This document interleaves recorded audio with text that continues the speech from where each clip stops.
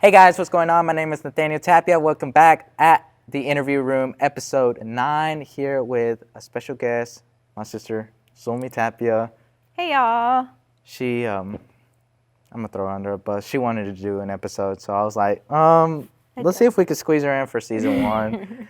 We had other options, but I was like, well, we're gonna do season 1. That's one thing. We're gonna do different seasons, 12 episodes.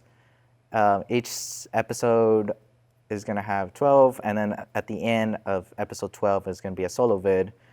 It's going to be a little different. We're going to try to, expand, go out more, try new things. But special guest, my sister here, I would say young but older sister. We're 3 years apart, so no difference. We still fight, yeah. But my sister here, anything interesting about her is that she works with Dr. Childers as a receptionist, pediatrician office, but I'm also like not only just reception. I started off as a reception, but now it's like gone into the branch of like doing everything basically. Yeah, he does a lot now. College student, that's another good thing. Mm-hmm. We'll talk about like how she got into her work, her college, how she's going with.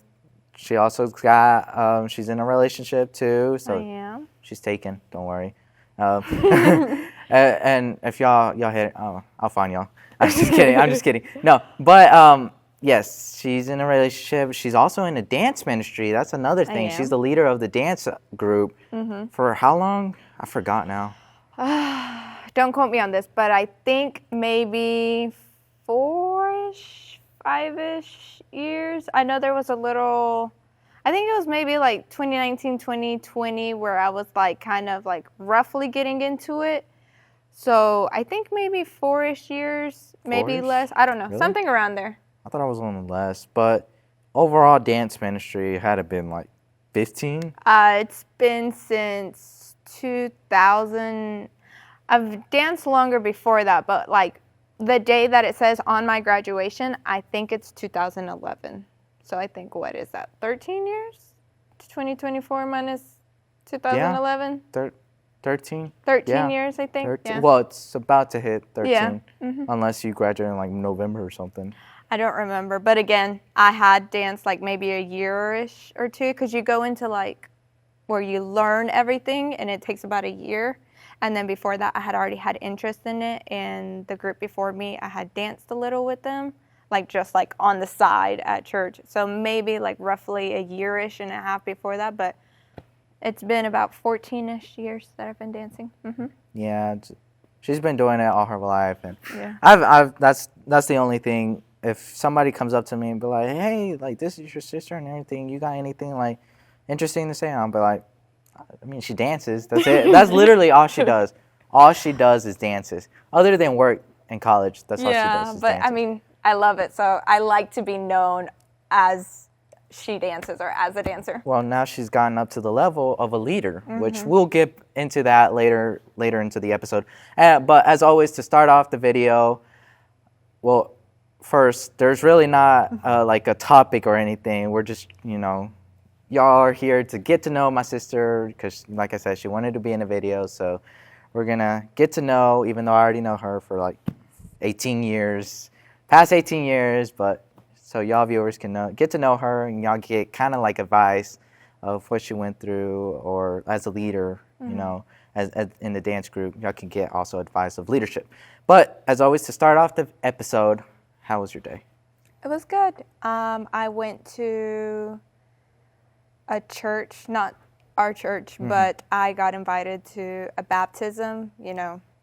A kid that we babysitted. He is turned 11, turning 12 this year, and he decided to get baptized. And being there at their church, obviously he got baptized at his church.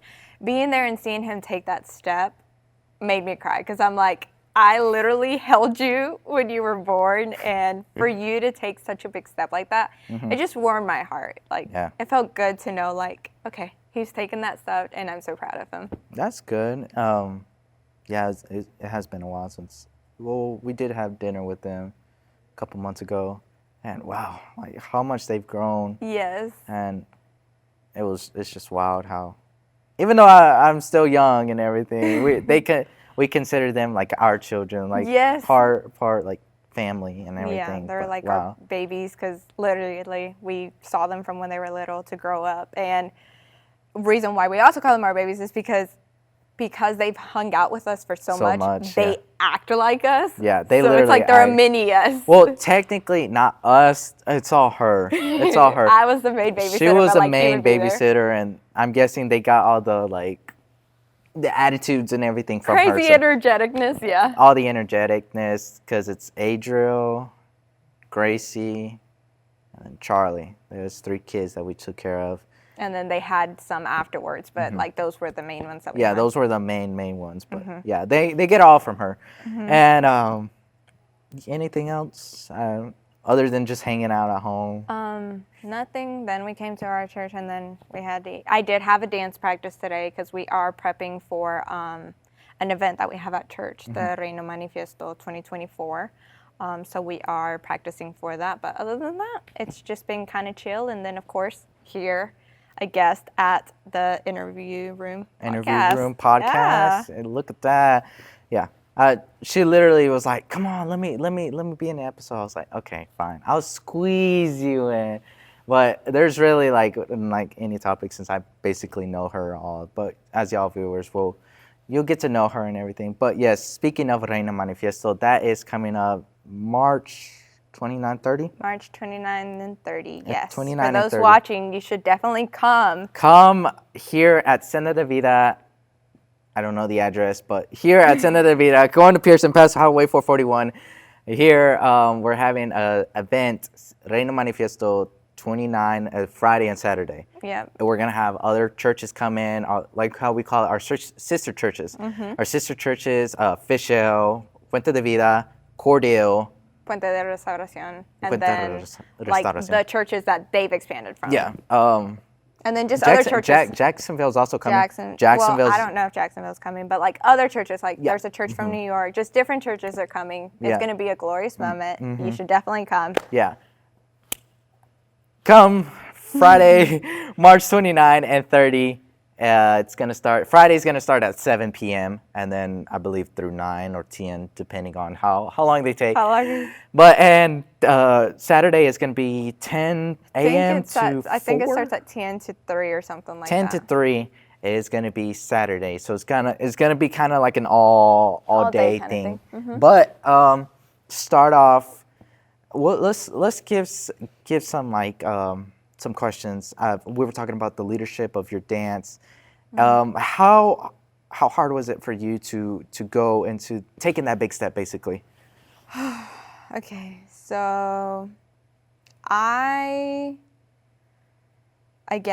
I took this position, I wasn't really ready for it. But then again, I don't think anybody can actually be ready for something that's kind of thrown onto you. Yeah. So I'm forever grateful that I was actually given this position. But yes, deep down inside, there was a hesitant that I felt that I truly wasn't ready for it because it's a big responsibility. Yeah, to say that you're a leader of something, especially in ministry like that, a huge responsibility. And then going into it and actually figuring out how big of a responsibility it was, like so many times throughout all these years, even to this day, there have been times where I'm like, I want to get out. Like, it's so hard.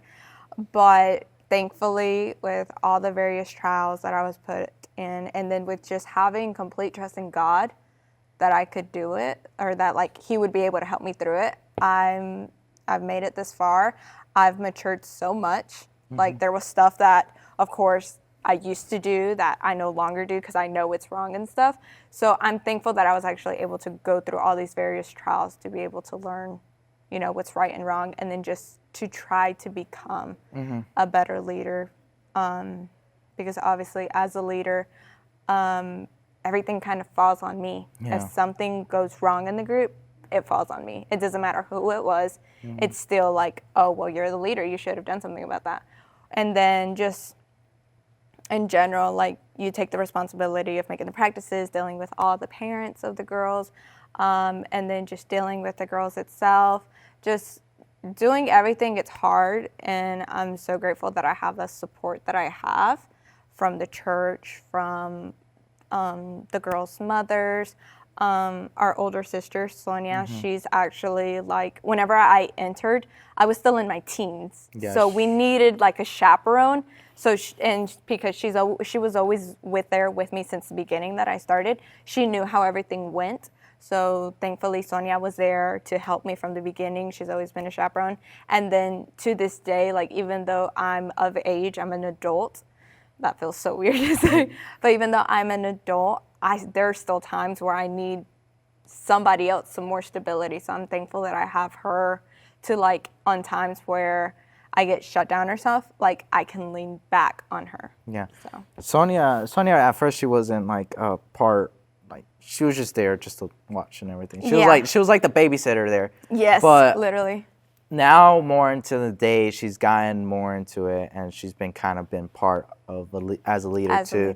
Mm-hmm. And it is really hard because, like you were saying, you're being thrown at so everything. Much is being thrown at so you. much is being thrown at you, and obviously you just got to deal with it. Of course. Like no matter what, you got to deal with it. Just get past through it. Mm-hmm. That's it. Because no matter what, the devil, like you were saying, you had your everything. You couldn't have like anything like affect your leadership or anything like that. Of course. Because the devil obviously will make you come down to like your deepest, darkest times, and he'll bring you down, and you can't let that affect you specifically with your walk with God. And it's just anything. The devil will do anything just to bring you down, and so you could feel helpless, and then that's when he's like that's where you're the weakest, and he'll snatch you. And you said 18. How long dance ministry? At least 18. I've been in the dance ministry for like maybe 14 years. 14 plus. Just like overall. 14 overall, 14 and then overall, like maybe 4 years being an actual leader. Because I'm not gonna lie, it was pretty hard on you when you started.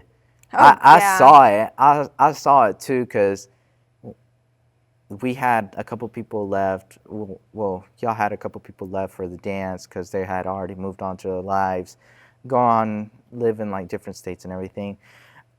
And well, there was literally no leaders, so Zulmy had to step up. I kind of felt that, even though I wasn't part of it, but I felt like that presence. I was like, oh man, like.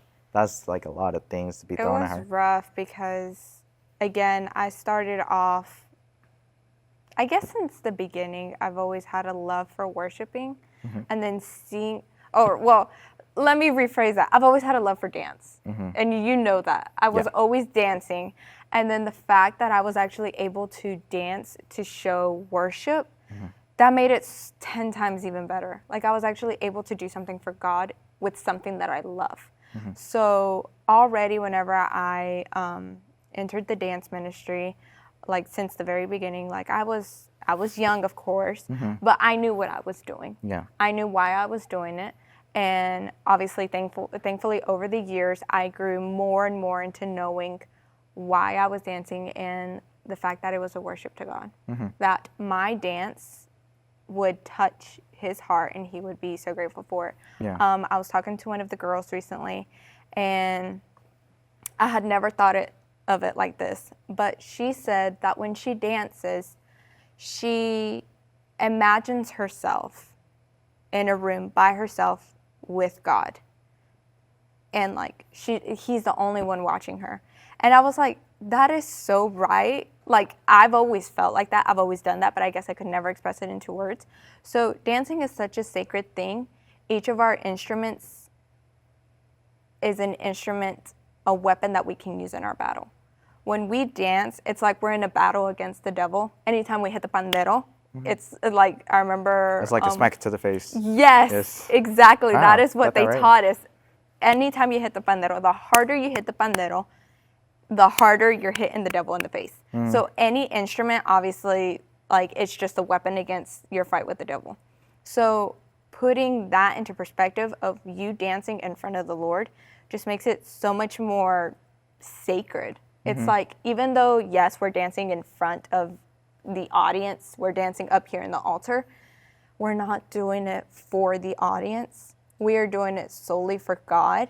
And you can tell when somebody is like truly into it because they don't care about what's around them and they just flow. Yeah, they flow with it. It's the same thing with worship that I talked about in episode 2, is that your voice, like obviously the voice, you're using your voice to praise. Yeah. But you being up there, you're not doing it for the audience, anything like that. That goes for anything. You could be in the dance, you could be up here singing, playing an instrument or anything like that. But you're not doing that for the audience, telling yourself, "Oh, I look good playing in this," or I sound good singing this and everything. No, you're doing that for the glory of God, obviously, because that's the one who we should worship and all, because He is the one who gave us a gift to be up here.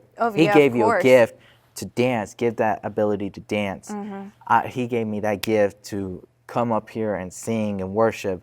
And we all go through trials no matter what. Nobody's perfect. Nobody's perfect. And of course, I mean, it's not that, like, I'm not going to say, there was never a point in time where I dance, like, just for myself. No, I will admit, there was a point in my life where I came up here to dance, nomás porque I wanted people to see me.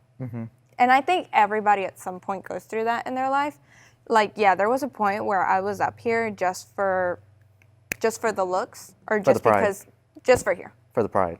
Yeah. Would you say for the pride? Yeah. Okay. And thankfully, I was able to get out of that because that's not what it is. Yeah. That's not why we're up here. And we're going to, now that we were talking about that pride, you did it, just for you, obviously, or do it for the audience or whatever. You said that kind of goes with pride and everything. So what would you say, in your definition, your own words, whatever you like to say, is your word of pride is? Like, what's the definition of pride? Kind of just give me like a good definition, if you like, anything. I'm not good with explaining, but I guess being prideful is doing, like I tell you, I suck at explaining, but I guess being prideful can be you doing something without caring what anybody tells you. Doing it your way instead of doing it for somebody else. Like you're doing it only for you, and if somebody tries to like critique you or something, because don't get me wrong, critiques are good. Like I remember I used to go on thinking, "Oh, you're critiquing me? That like I don't like you." No, I've learned that critiquing is actually good because it makes you to be a better person. Someone who's prideful does not like critiques. Yeah. Like they will not try to be better, and that's why they stick to that kind of person. Pride. Yeah, that kind of sounds right to with pride. Now that we've moved on, you're not doing it for the audience, anything like that. Yourself, more like it. You're not doing it for yourself. You're doing it all for God and everything. Next thing to talk about is your. Let's talk about your walk with Christ. Even though I know, like I said, I know everything about her. She's my sister Dole. I'm just kidding. Your walk with Christ, how's that worked out with you? And specifically, like, how long did it take you to realize, like, I got to give my life to God. Like, this is something He's giving me, and like I've been rejecting it this whole time. Like, so what would you say? How's that been? So I guess I'll kind of give you a rundown of how everything went. So we both grew up in a Christian household. We went to church and stuff. We grew up in the church. So thankfully, I always knew that going to church was a big priority to me. And I knew that receiving Christ as my Savior was a big thing. So I guess where it first started was out of fear. So I don't know if this goes for anybody, but for me, hearing about Revelation. Oh my gosh, that's me. That is me right there. Freaking scared me so much. So it's the fact that whenever I was little, 6 or 7. Oh my gosh, no. I think I know what you're going to say. There was this time around where I was 6 and 7 where people kept saying that the world was going to end on a certain day, right? So 2012, the movie. No, it wasn't. I don't even think it was 2012. It was just whenever I That was was 6 or me. 7. That was me. When I was watched 6 or 2012. 7, I had that fear that the Lord was going to come, the world was going to end, and I was going to be left here.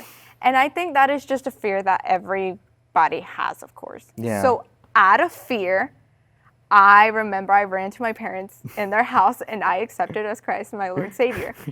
And obviously, but I did that out of fear. But I knew who God was.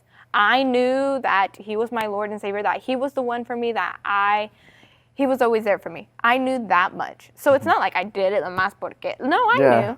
But obviously later growing up and stuff, I actually started learning more and started realizing that I shouldn't do it just out of fear. Yeah. I should do it out of love. And the fact that He gave up His one and only Son for me. Yeah. So I, later on into my teens, that's whenever I actually did it again. I accepted Christ as my Savior. I got baptized and stuff.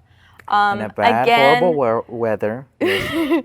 Again, it was still kind of like everybody around my age group was kind of doing it, but I still did it. And then I went through my teen years, of course, rebellious stage. Not in the rebellious stage that I like did bad stuff, but it's just everybody I was hormonal. Everybody had this, but your stage of depression also. Yes. Yes. I had really bad depression, and like that's whenever I developed my really bad anxiety and stuff like that. But I didn't stray away from God because I knew He was always there. But I also didn't always lean on Him.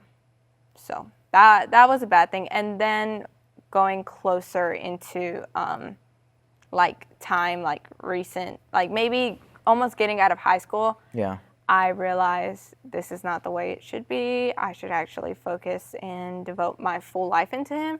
And I did it again. And I know it sounds awful that I kept redoing it, but I wanted to do it to a point to where like I actually fully trusted Him, where I am now. I'm at a good spot with Jesus Christ and my God. So I've had to summarize everything up, I've had a rough patch with my Christ and with my pathway. Well, as a Christian family and you being my sister, we all had that, specifically for people who live in a Christian family. It's obviously going to be rough because as a child, we're being like put on everything, and it's not bad.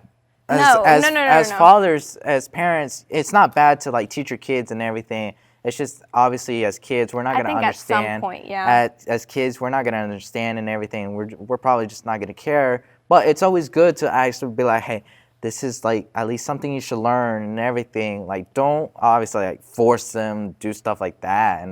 But like, it's always I'm not saying that's what our parents did. Yeah, no. It's always better to go easy step by the age, and obviously because nowadays they're just kids. What I would say range of 4 to 12, I believe. 4 to 12. Like, they're not going to understand that, even though I believe at the age of 12, they'll kind of understand. But it's like at that young age, like, they don't totally get the concept. They're going to be like me and get scared out of their wits and stuff. We had a whole bunch of movies of, like, a whole bunch of Christian movies. I think that was also the other problem. It was during that time that just all these movies of, like, the world ending. Yeah.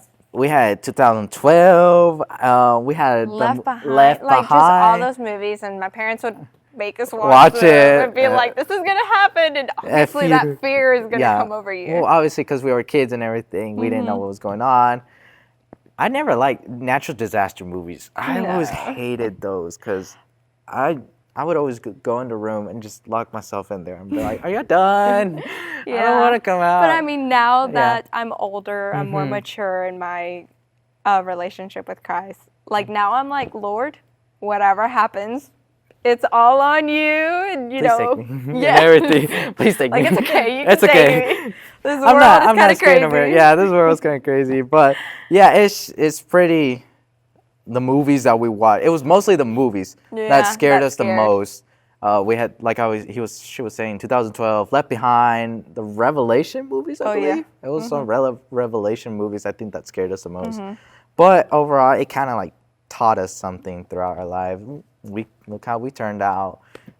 Got Matured in faith, yeah. Yay. But yeah, we've done pretty good in our lives, even though we did have some disciplines, Yeah. some whoopings. They got us into shape. But like I said, you're not doing it to like abuse or anything like that. No, you're obviously teaching them like the right way, like the right from the wrong, like how they say, the right from the wrong. Because obviously, if you don't spank your kids, like what's that saying? What is it called? Soft parent or something? Gentle parenting. Gentle parenting. We didn't get that. Yeah, we didn't get that. But we got the opposite. As much as my mom would say, whenever you grow older, vas a aprender, me vas a agradecer for everything. It's true. Yeah. It's true. I thank Ponte las pilas o todo eso. I am so thankful for all of that because we are who we are now because of that. Yeah. Like I was able to mature because of that. And speaking, she was talking about dancing, because since I know we're siblings, obviously. So if you find a video of me dancing with her, that's supposed to be classified and everything. Like that's not supposed to be seen or anything. She was using me as a practice dummy. But we got to the leadership. Just to like really quick, your summarize of leadership would be like. Oh, my summarize for leadership would be real quick. It's gonna be tough. It's going to be really tough. In my definition, summarize of leadership is... Goodness, I hate being put on the spot like this. It will be tough, right? For me, I guess in my position, someone that God puts in a high position to be able to lead everybody towards Him. If we're talking spiritually, honestly, I think that God put me in this position as a leadership in the dance ministry to be able to move us forward, to make know that everything is done for Him and with Him. Okay. Well, to wrap it up, episode 9, my sister, special guest. Favorite song, go. Wrap it up. Episode 9, the interview room. Favorite song, what's your favorite song? We're going to start doing this every episode. I don't know. Well, that's the end of episode 9 of the interview room. You'll probably get that. Probably bloopers, probably at the end of the season. So, you have a great day, guys, and peace. Bye.